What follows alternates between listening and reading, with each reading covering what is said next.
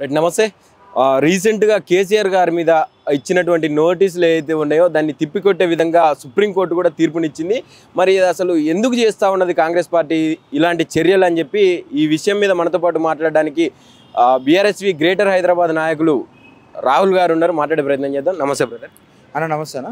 ఏంది ఎట్లా చూస్తారు అసలు కేసీఆర్ గారికి నోటీసులు ఇచ్చారు విచారణకు హాజరుగమ్మని చెప్పి?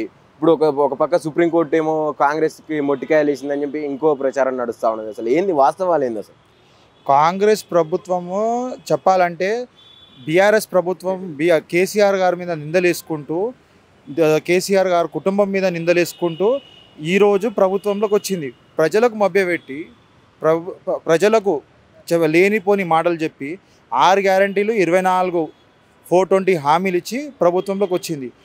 ఈరోజు కాళేశ్వరం అనే ప్రాజెక్ట్ అనేది ఒక ప్రాజెక్ట్ కాదు. అది కాళేశ్వరం ప్రాజెక్ట్ వల్ల తెలంగాణలో రైస్ బౌల్ ఆఫ్ ఇండియా అయింది. అది ఎందుకైంది? వీళ్ళతో అవుతుందా? ఇది సోకాల్ స్కామర్ ఈ రేవంత్ రెడ్డి గారితో అవుతుందా? లేకపోతే వాళ్ళ బట్టి విక్రమార్ గారితో అవుతుందా? లేకపోతే వాళ్ళ ఇప్పుడు ప్రజెంట్ ఉన్న ఉత్తమ్ కుమార్ రెడ్డి గారితో అయినా? ఉత్తమ్ కుమార్ రెడ్డి గారు గతంలో మాట్లాడదామైనా రానైనా అంటే నీటిపారుదల మీద రానంటే మేము ప్రిపేర్ అయ్యి రాలేమని చెప్పి చెప్తారు. అట్లా చేత కానీ వాళ్ళు ఈరోజు కమిటీ వేసి కమిటీలు ఎందుకు వేస్తారు అంటే వీళ్ళు డైవర్షన్ పాలిటిక్స్ చేస్తారు. గతంలో కేటీఆర్ గారి మీద వేసారు, మళ్ళీ హరీష్ రావు గారి మీద నిందలేసారు. బీజేపీతో కుమ్మక్కై కవిత గారి మీద లిక్కర్ స్కామ్లో చేసిండ్రు. మళ్ళీ బెయిల్ ఇచ్చిందా లేదా? ఆడ మొత్తం నడుస్తుంది. ఈవెందో ఈరోజు కూడా కాళేశ్వరం ప్రాజెక్ట్ మీద సుప్రీం కోర్ట్ ఆఫ్ ఇండియా దేశంలో న్యాయస్థానం దానికంటే మించింది ఏం లేదు. ఆ న్యాయస్థానం మీద కాళేశ్వరం అద్భుతమైనది అని తీర్పిచ్చింది. కానీ వీళ్ళకి అది అర్థమవుతలేదు. వీళ్ళకు ఓన్లీ ఒక్కటే ఉంది, కేసీఆర్కి వీళ్ళకు భయం పట్టుకుంది. నైట్లా నిద్ర వస్తలేదు. ప్రజలు వీళ్ళు అనుకున్నది ఒకటి, వీళ్ళు అనుకోలే ప్రభుత్వంలో వస్తారని. ఖాళీ ప్రజలు మభ్యపెట్టి వచ్చేసారు. ఇక ఏదో వచ్చారు అడ్డిమే గుడ్డిమా అని వచ్చారు. వచ్చినాక అడ్డిమే గుడ్డిమాలు వచ్చినాక వీళ్ళు ఏం చేస్తారు? ప్రజలకు మా డైవర్షన్ పాలిటిక్స్ చేయడానికే అటు కేసీఆర్ ఫ్యామిలీ మీద, ఇటు కేటీఆర్ గారి మీద, హరీష్ రావు గారి మీద లేనిపోని నిందలేసి సరే చూద్దాం. ఇప్పుడు ప్రజలు అంటున్నారు కదా, మళ్ళీ ఈయన రేవంత్ రెడ్డి గారు మొత్తం చేసిన కోర్టుకి ఎందుకు హాజరవుతున్నారు? ఈయన కూడా నోటీసు బీజేపీ ప్రభుత్వం తీయాలి కదా. అది ఈడీ కేసు ఉంది కదా, అక్కడ నోట్ కోర్టు కేసు ఉంది కదా, మళ్ళీ ఎందుకు తీసుకుంటారు? అండర్స్టాండింగ్లో నడుస్తుంది. కేసీఆర్ గారి వాల్యూని దిగజార్చాలని చూస్తారు. వీళ్ళ తాత తరాలు కూడా కావు. వీళ్ళ తాతలు దిగి వచ్చినా కూడా కేసీఆర్ గారి బ్రాండ్కి వచ్చే తరంలో బీఆర్ఎస్ది ఒక బ్రాండ్. బీఆర్ఎస్ తెలంగాణ రాష్ట్రానికి ఏం చేసింది, ఏం చేయలేదు ప్రజలు ఇప్పుడు తెలుసుకున్నారు. ప్రజలకు కూడా ఆల్రెడీ తెలుసు. ప్రజలు రాబోయే కాలంలో కాంగ్రెస్ గవర్నమెంట్కి ఒక్కడే సవాల్ ఇస్తున్నాం. లోకల్ బాడీ ఎలక్షన్స్ తక్షణమే పెట్టండి. ఎవరు సత్తా అయిందో చూస్తారు. ఎన్ని నోటీసులు ఇచ్చినా, ఎన్ని విచారాల కమిటీలు వేసినా వాళ్ళు మాకు చేసేది అనేది పీకేది ఏం లేదు. మాకు కోరికేది మాకు. ప్రధానంగా ఏమడుగుతున్నానంటే ఆ నోటీసులు ఇవ్వాల్సినంత అవసరం ఉన్నదా? నిజంగానే కాళేశ్వరంలో తప్పు జరిగిందంటారా? కుంభకోణం జరిగిందంటారా? లక్షల కోట్లు ఏడ కుంభకోణం జరుగుతుందన్న? కాళేశ్వరం ప్రాజెక్ట్ అప్పు చేసుకొచ్చి తీసుకునే ప్రాజెక్ట్ కంటే ఇప్పుడు తెలంగాణ గవర్నమెంట్కి రెవెన్యూ జనరేషన్ ప్రాజెక్ట్ అది. దానివల్ల నీళ్ళు ఒక్కడనే కాళేశ్వరం ఒక్క బ్యారేజ్ కాదు, 2-3 మొత్తం 24 అది ఉన్నాయి దాని కింద చెరువులు. బ్యారేజ్ మొత్తం కాళేశ్వరం ప్రాజెక్ట్ డిజైన్ చేసిందే తెలంగాణకు హరితహారం కానివ్వండి, లేకపోతే రైస్ బౌల్ ఆఫ్ ఇండియా. మొత్తం ఇప్పుడు ధాన్యంలో ఎక్కడ హర్యానా, పంజాబ్ రాష్ట్రాల తర ఉండే ఇంతకుముందు ఈరోజు తెలంగాణ నంబర్ 1, ఇండియాలో number 1 rice bowl of India అయింది. ఎందుకైంది? కాళేశ్వరం ప్రాజెక్ట్ వల్లనే అయింది. కాళేశ్వరం నీళ్ళు నాగార్జున సాగర్కి గతంలో ఇంటర్వ్యూలు చూడొచ్చు. మన జానారెడ్డి గారే ఇంటర్వ్యూలు ఏబిఎన్ ఆంధ్రజ్యోతి ఇంటర్వ్యూలోనే చెప్పారు, మా దగ్గర తట్టేరు మట్టి అది అని చెప్పేసి చెప్పారు, మా దగ్గర నీళ్ళు వస్తలేమని చెప్పారు. కానీ ప్రతి ఊరికి మహబూబ్ నగర్ జిల్లా సీఎం గారి సొంత జిల్లాకు కూడా నీళ్ళు ఇచ్చింది ఎవరు? కాళేశ్వరం ప్రాజెక్ట్ వల్లనే, కాళేశ్వరం వల్ల చేసిన ప్రాజెక్ట్ వల్లనే, ఆ లిఫ్ట్ ఇరిగేషన్లోనే అన్ని ధరల నీళ్ళు ఇచ్చి గ్రౌండ్ వాటర్ లెవెల్ పెరగడం వల్ల ఈరోజు అన్ని దగ్గర సాగు శస్యశ్యామలం ఉన్న తెలంగాణ. మొత్తం వీళ్ళు కాంగ్రెస్ నాయకులు ఒకటే దాచుకున్నారు, వీళ్ళు ఓన్లీ కమిషన్లు కావాలి. వీళ్ళు కాంగ్రెస్ని తెలంగాణ రాష్ట్రాన్ని ఎట్లా కింద దిగజార్చాలి. రాష్ట్రంలో మీరే చూడవచ్చు వాళ్ళ అభివృద్ధి చేసింది ఏంది ఇన్ని రోజులు. గతంలో 18 నెలలు 19 నెలలు కానీ వస్తుంది. ఏం చేసారు అభివృద్ధి? ఏం లేదు. దానికి సమాధానం లేదు. వాళ్ళ ప్రజలు ప్రశ్నిస్తారు కానీ వాళ్ళకి సమాధానం ఇవ్వకుండా ఈ డైవర్షన్ పాలిటిక్స్ కింద హరీష్ రావు కానీ, కేటీఆర్ గారు కానీ, కేసీఆర్ గారికి నోటీసులు ఇచ్చి వీళ్ళు ఈరోజు టైం పాస్ చేస్తారు.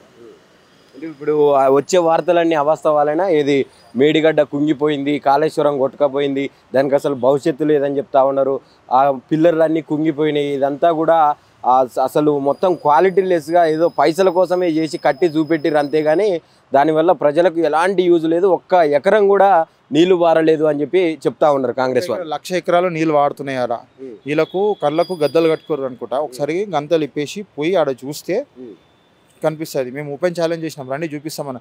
ఒక బ్యారేజ్ ఒక పిల్లర్ కొంచెం పర్రవాసింది, అది ఏ ప్రాజెక్ట్లో అయినా కొంచెం. ఇప్పుడు ఇల్లు కట్టుకుంటామన్నా, ఇల్లు కట్టుకున్నప్పుడు మనకు స్లాబ్ దగ్గర క్రాక్ రాదా?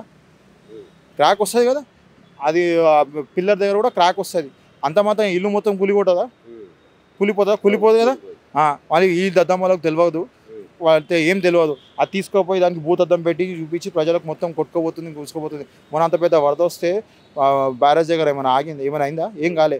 మళ్ళీ వాళ్ళకు వాళ్ళే నోటిఫికేషన్ ఇచ్చారు, ఆడ మొత్తం కాపర్ వాల్ కట్టండి అని చెప్పి చెప్తున్నారు. వీళ్ళు కట్టడానికి చేతన ఎందుకు అవుతుంది? మళ్ళీ వీళ్ళకు కూలిపోయింది, చేసినాం ఓకే, మళ్ళీ ఇప్పుడు కాపర్ వాల్ కట్టాలి కదా ఆడ, వీళ్ళు కట్టడానికి చేతన అయితే లేదా?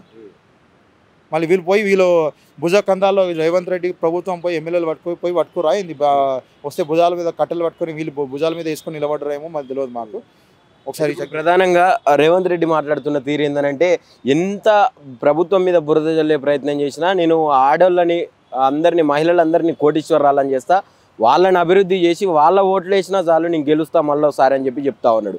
నిజంగానే ఆడోళ్లకు అంటే మహిళలకు న్యాయం జరుగుతుందా ఈ కాంగ్రెస్ గవర్నమెంట్లో? ఆడోళ్లకు కోటేశ్వరాలు దేవుడు ఇరుక. కానీ ఇప్పుడు ప్రజెంట్ మీరు చూస్తే ఆయనకి ఇచ్చిన హామీలు 6 గ్యారంటీలలో 24 హామీలు 420 హామీలు ఇచ్చిండు. దాంట్లో 2,500 రూపాయలు ప్రతి మహిళకి ఇంటికి ఇస్తా అన్నారు, వృద్ధులకు 4,000 ఇస్తా అన్నారు ఓల్డ్ ఏజ్ పెన్షన్, లేడీస్కి పాస్ అయిన ఇంటర్మీడియట్ పాస్ అయిన ప్రతి విద్యార్థికి మహిళా విద్యార్థికి ప్రతి గర్ల్కి స్కూటీస్ ఇస్తారు. మళ్ళీ అది ఒక్క హామీ అయినా నిలబెట్టిందో చూపెట్టి. పోనీ కళ్యాణ లక్ష్మికి అయితే ఇప్పుడు ఎంతోమంది పెళ్ళిళ్ళు అవుతున్నాయి. కళ్యాణ లక్ష్మి అనేది కేసీఆర్ గారు ఆయన సొంతంగా డ్రీమ్ ప్రాజెక్ట్, అది దత్తపుత్రిక కేసీఆర్ ఆయన చేసిండు. దానికి అదొక ఆలోచనతో ఒక విధానంతో చేశారు. దానికి ఈయన వేసి తులం బంగారం ఇస్తాను. మళ్ళీ ఇంతవరకు 18 నెలలు ఎంతమందికి తులం బంగారం ఇచ్చారు, ఎంతమందికి చెక్లు పంపిణీ చేశారు. గత ప్రభుత్వంలో ఉన్న చెక్లు కూడా ఇప్పుడు కూడా అప్లై చేసుకున్న గత సంవత్సరం నారాకించి చెక్లు ఇష్యూ కాకుండా ఆడుతున్నారు. అప్పుడు కేసీఆర్ గారు ప్రభుత్వం షాదీ ముబారక్ కానీ కళ్యాణ లక్ష్మి చెక్ కానివ్వండి విత్ ఇన్ 45 డేస్లో చెక్ వస్తుండే. ఈరోజు 6 నెలలైనా చెక్లు వస్తలేవు. మళ్ళీ ఇప్పుడు ఆ కోటేశ్వరరావు చేస్తున్నారు కదా, రేవంత్ రెడ్డి తప్పే. ఆయన పరిపాలన చాతన అయితే లేదు, ఆయనకు అవగాహన లేదు. ఆయననే చెప్పిండు ప్రభుత్వంలో వచ్చే, నేను ఒక బిజినెస్ మ్యాన్ని, రీటైలర్ని, రియల్ ఎస్టేట్ చేస్తాను, నేను కుంపు మేస్త్రి అన్నాడు. కుంపు మేస్త్రికి ఏ దిమాకు ఉంటుంది, రియల్ ఎస్టేట్కి ఏం దిమాకు ఉంటుంది? ఓన్లీ కమిషన్ బేస్డ్ దిమాకు ఉంటుంది. అదే దిమాకు చేస్తారు వీళ్ళు. ఏమనిపిస్తా ఉన్నదన్న, ఇప్పుడు విద్యా వ్యవస్థ గురించి ప్రధానంగా మాట్లాడితే విద్యాశాఖ మంత్రి కూడా తన దగ్గరనే పెట్టుకున్నాడు. ఇప్పటి వరకు కూడా ఫీజు రియంబర్స్మెంట్ కానీ ఇంకా విద్యార్థులకు వచ్చేటటువంటి స్కాలర్షిప్స్ కానీ ఇవన్నీ కూడా చేయలేదని చెప్పి అనేక విద్యార్థులు రోడ్లెక్కి నిరసనలు తెలుపుతా ఉన్న పరిస్థితి చూస్తూ ఉన్నాం ఒక సంవత్సరంన్నర నుంచి కూడా. నిజంగా విద్యా వ్యవస్థ ఎట్లా ఉన్నది, అప్పుడు ఎట్లా ఉన్నది, ఇప్పుడు ఎట్లా ఉన్నది రేవంత్ రెడ్డి వచ్చిన తర్వాత? గత ప్రభుత్వంలో బీఆర్ఎస్ ప్రభుత్వంలో విద్యా వ్యవస్థ అనేది ఒక సిస్టమేటిక్గా ఒక మొత్తం నడుతుండే. మేము జాబ్ నోటిఫికేషన్లు ఇచ్చినప్పుడు వీళ్ళే పోయి హైకోర్టులో నోటిఫికేషన్ పిలిచేసి ఆపి ప్రజలకు ఏం చూపించారు, వీళ్ళు నోటిఫికేషన్ ఇస్తలేరని చూపించారు. గురుకుల విద్యాలయంలో గత ప్రభుత్వంలో పిల్లలకు తల్లిదండ్రులు కళ్ళు మూసుకొని ఇంట్రెస్ట్ ప్రశాంతంగా పట్టుకుంటాడు. ఈరోజు గురుకులలో అడ్మిషన్లు చేయించాలంటే ప్రభుత్వ గురుకులలో తల్లిదండ్రులు ఆవేదన చెందుతారు. ఎందుకు? ఆడ పోతే ప్రభుత్వంలో ఆడ సరైన వ్యవస్థ లేదు, ఆ సౌకర్యాలు లేవు. తిండి గురించి అంటే దొడ్డు బియ్యం అవన్నీ మొత్తం పురుగుల బియ్యంలో పెడతారు, కరెక్ట్ వార్డెన్లు మెయింటెనెన్స్ లేవు. నిర్లక్ష్యకు గురి అవుతున్నది విద్యా వ్యవస్థ. ఈయన ఏంటంటే నా దగ్గర పెట్టుకుంటే ఏదో నేను సాధిస్తా, ఏదో మొత్తం పెద్ద మెడల్ కడతా అనుకుంటున్నాను. కానీ ఆయనతో చాతన కాదు. విద్యా వ్యవస్థ ఫస్ట్ విద్య ఆరోగ్య వ్యవస్థకు ఒక మంత్రి ఉండాలి. ఆరోగ్య కూడా అట్లనే గాలికి వదిలేసారు, విద్య కూడా అట్లనే గాలికి వదిలేసారు. వాళ్ళకి ఏంది ఒకటే, రేవంత్ రెడ్డికి ఒకటే పడ్డది. ఇప్పుడు కమిషన్లు కలెక్షన్ చేయాలి, ఇక్కడ తీసుకుపోయి హైకమాండ్లో చేసుకొని ఆయన సీట్ కాపాడుకోవాలి. ఆయన వచ్చే 10 సంవత్సరాలలో నేనే ప్రభుత్వం ఉంటాను ఆయన, అది అపోహ. ఆయన ప్రజలే బుద్ధి చెప్తారు. ఇక విద్యాలకు అతనే అసెంబ్లీలో స్టేట్మెంట్ ఇచ్చారు, దఫాల వారీగా విడుదల చేస్తారు. మళ్ళీ ఒక్క విడుదల చేసిందా? ఇప్పుడు నెక్స్ట్ అకాడమిక్ ఇయర్ స్టార్ట్ అవుతుంది బీటెక్ వాళ్ళది. ఇప్పుడు విద్యార్థులు ఆందోళన చెందుతారు. గతంలో కేసీఆర్ గారి మీద నిందలేసారు, ఫామ్ హౌస్ పాలన, అది పాలన అని చెప్పేసి ప్రగతి భవన్ పాలన సెక్రటరీ. మళ్ళీ ఈయన ఎవరండి? మళ్ళీ బీటెక్ ఎంసెట్ రిజల్ట్స్ ఇంట్లోకించి ఎందుకో విడుదల చేశారు. ఎంసెట్ రిజల్ట్స్ అనేది ఒక గవర్నమెంట్ హైయర్ ఎడ్యుకేషన్ డిపార్ట్మెంట్లో ఓపెన్ చేయాలి. ఆయన ఇంటికాడ పిలిపించుకొని ఆయన ఓపెన్ చేయని కారణం ఏముంది? ఎవరు చేస్తారు? ఇది ప్రభుత్వ పరిపాలన ఇంటికేంచి ఎవరు చేస్తారు? బీఆర్ఎస్ చేయలే, రేవంత్ రెడ్డి చేస్తారు. ఇది కుటుంబ రాజకీయాలు ఆయన చేస్తున్నారు, ఆయన ప్రోత్సహిస్తారు. మన మిస్ ఇండియా మిస్ వరల్డ్ పోటీలలో 1000 పిల్లర్స్ దగ్గర అక్కడ వరంగల్లో వాళ్ళ అన్నగారు అఫీషియల్గా పాల్గొన్నారు. మంత్రి గారు ఆయనకు స్వాగతం పలుకుతున్నారు. అది ఆయన ఏ హోదాలో పాల్గొన్నారు? తిరుపతి రెడ్డి. ఏ హోదా ఉందని ఆయనకు 1+1 ముఖ్యమంత్రి అన్న అంటే అది కూడా ఒక హోదానే కదా. ముఖ్యమంత్రి అన్నప్పుడు హోదా ఉంటుందన్న. సొంత ఇప్పుడు కేసీఆర్ గారి ఫ్యామిలీలో ఉన్నప్పుడు వాళ్ళ మనమాడే సొంతం ఎక్కడైనా మన భద్రాచలంకి పోతే ఆయన ఏ హోదాలో పోయినా అప్పుడు ఎందుకు ప్రశ్నించారు? మళ్ళీ అవి మేము చేస్తే తప్పు, వాళ్ళు చేస్తే ఒప్ప అని ఆయన ఫైనల్గా ఈ తంతు అంతా ఎట్లా చూస్తారు? ఇప్పుడు మన రాష్ట్రంలో ఇప్పుడు కాంగ్రెస్ ఏర్పడిన దగ్గర నుంచి ఇటు కేటీఆర్ మీద కావచ్చు, హరీష్ రావు మీద కావచ్చు, ఇప్పుడు ఫైనల్గా కేసీఆర్ గారి దాకా వచ్చింది ఇదే నోటీసుల తీరు తంతు ఇదంతా నడుస్తూ ఉన్నది. ఎట్లా చూస్తారు? ఏం చెప్తారు సార్ ఫైనల్గా మీరు?